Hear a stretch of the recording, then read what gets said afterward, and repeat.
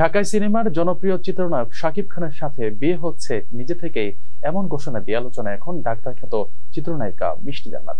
শুধু শাকিব খানই নয়, নিজে ভাইরাল হতে ব্যবহার করেছেন অভিনেতা জয় সহ তার ডিপার্টমেন্টাল সিনিয়রকেও। ইতিমধ্যে মিষ্টি জান্নাতকে 10 কোটি টাকার ক্ষতিপূরণ চেয়ে আইনি নোটিশ পাঠিয়েছে অভিনেত্রী তমা মির্জা। নোটিশে বলা হয়েছে 7 দিনের মধ্যে জনসম্মুখে ক্ষমা চেয়ে 10 কোটি টাকা ক্ষতিপূরণ দিতে হবে। এছাড়া পরবর্তী সময়ে এ ধরনের মন্তব্য থেকে বিরত থাকতে বলা হয়েছে, অন্যথায় প্রয়োজনীয় আইনগত ব্যবস্থা নেওয়া হবে। এবার সংসদ সদস্য হওয়ার প্রস্তুতি নিচ্ছেন মন্তব্য করে আবারও আলোচনায় অভিনেত্রী। সেজন্য বর্তমানে লন্ডনের ইউনিভার্সিটি অফ এসেক্সে আইন বিষয়ে পড়াশোনা করছেন তিনি। সম্প্রতি গণমাধ্যমে দেওয়া এক সাক্ষাৎকারে এমনটা জানিয়েছেন অভিনেত্রী।